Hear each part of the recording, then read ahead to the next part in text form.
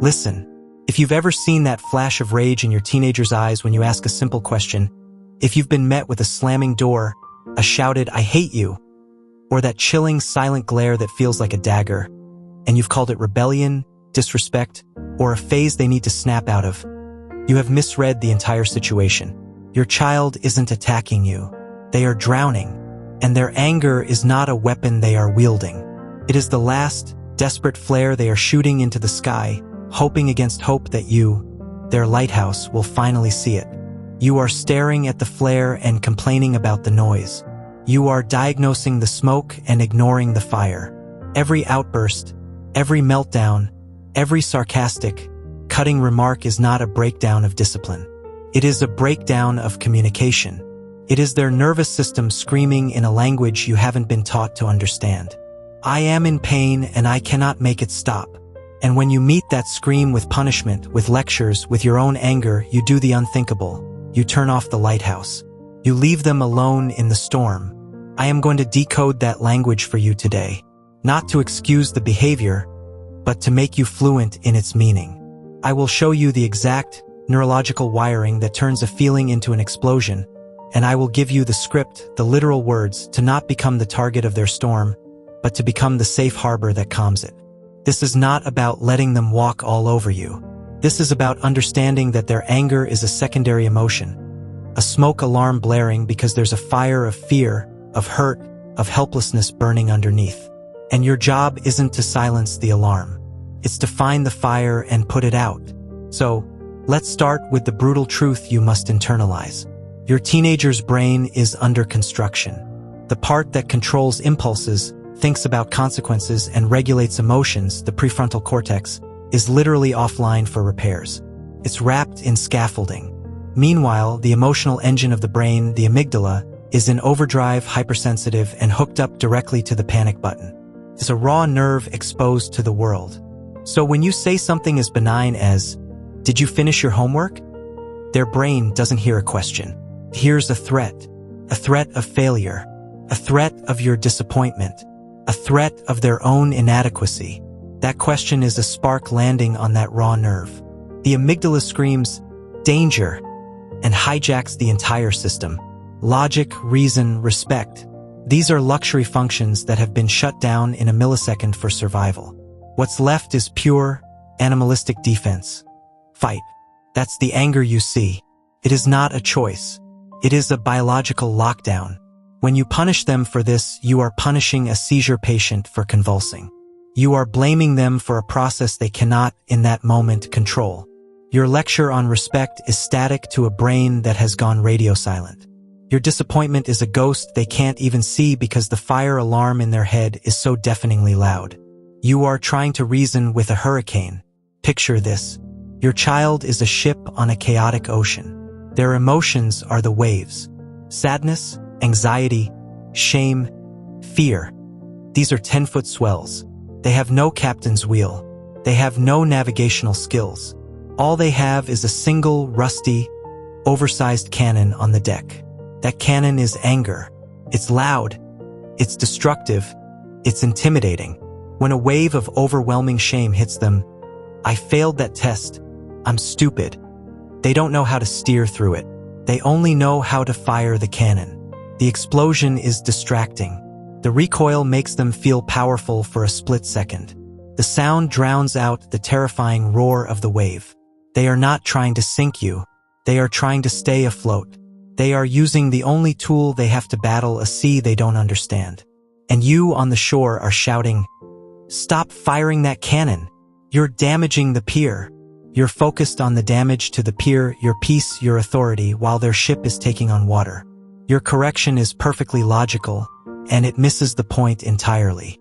They need you to get in a boat, row out to them, and help them learn to steer. But first, you have to stop being afraid of the cannon. Here's the psychology you've been missing. Anger is always a mask. It is the body's bodyguard for a much more vulnerable feeling. Think of it like this. Underneath anger, you will always find one of 4 core wounds: hurt, fear, frustration, or humiliation. Your child doesn't know how to say, "Dad, I'm terrified I'll never make friends at this new school." That feels weak, exposed. So the feeling morphs. It gets pumped with adrenaline, puts on armor, and it comes out as, "Just leave me alone. You ruined my life by moving here." They cannot express the wound, so they express the fury around the wound. When you react to the fury, you are arguing with the armor. You are in a battle with a shield, and the more you fight the shield, the tighter the child huddles behind it, protecting that raw, throbbing wound inside. Your job is to be a detective, not a debater. Your mission is to look past the cannon fire and ask, what wave is he trying to sink? Because once you name the wave, the cannon becomes obsolete. And we make this so much harder with our own reactions. We take it personally.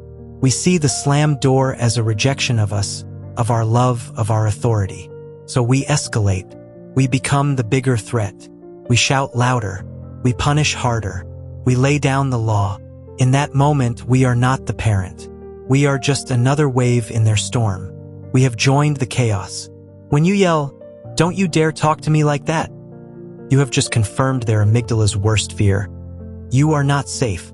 The biggest, most important person in my world is also a threat. Their system goes from orange alert to red. The lockdown intensifies. The connection severs.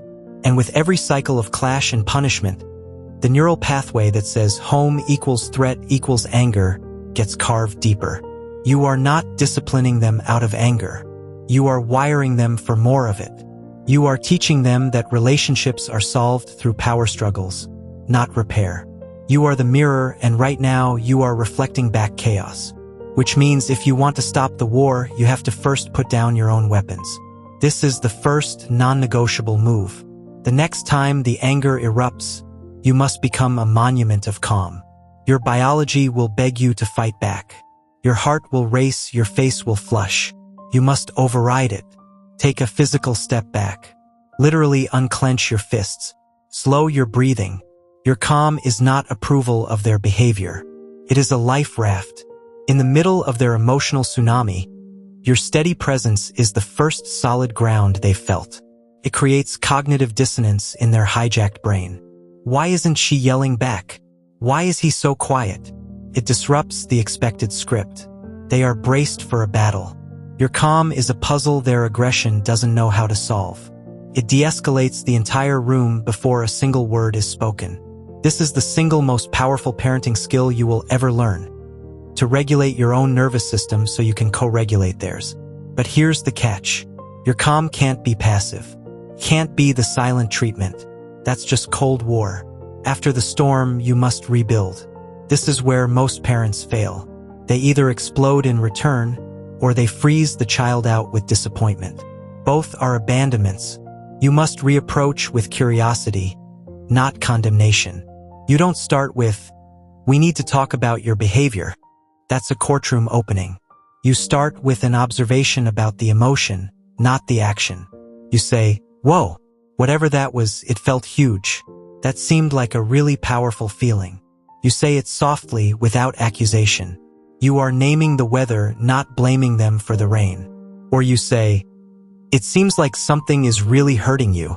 You are speaking to the wound behind the armor. You are not saying their anger was okay. You are saying, "I see you are in pain. I am here." Now we layer in the master skill. Validation without agreement. This is the magnet that will draw them out from behind the shield. You must validate the feeling while holding the boundary on the behavior. The script is everything.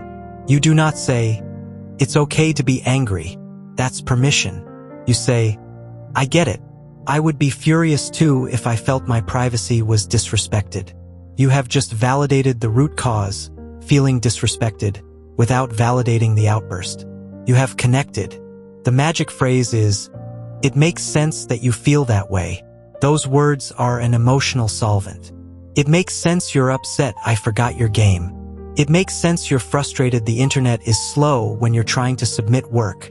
You are not the problem. You are the ally trying to understand the problem. When a person feels understood, their need to be heard drops by 90%. The anger loses its fuel. And here is the most powerful tool you are not using. The pause and the offer.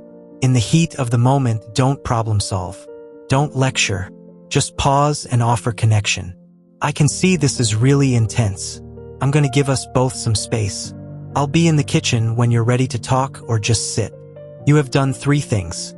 You've acknowledged the intensity, you've removed the audience, which often fuels the fire, and you've left the door open for connection. You've made it safe to calm down. Later, much later, you can have the teaching moment. Earlier, when you shouted, I felt scared/disrespected. I know you were upset about X. For next time, let's figure out a way for you to tell me you're that upset without the shouting. What could we try? You are now collaborating on a solution, not dictating a punishment. You are building their emotional toolkit, not just pointing out when they use the wrong tool. When the real deep wound surfaces, the social rejection, the academic failure, the crushing self-doubt, you drop everything and just sit in the trench with them. This is the sacred ground. No, I told you so. No, this is why. Just presence. That sounds incredibly painful. That must hurt so much. I am so sorry you're carrying that. You let them cry.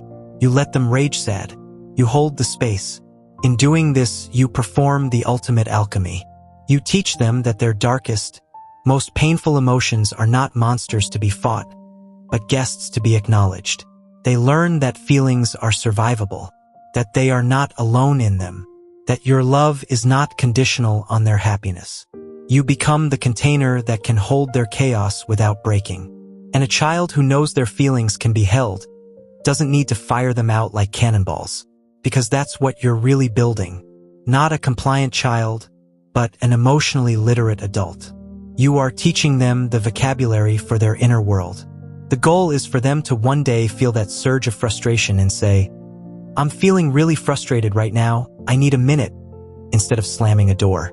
That skill, that emotional translation, is the foundation of every successful relationship, career, and their own mental peace. You are not managing behavior. You are mentoring a human soul through the most turbulent transformation of its life. I know it's hard.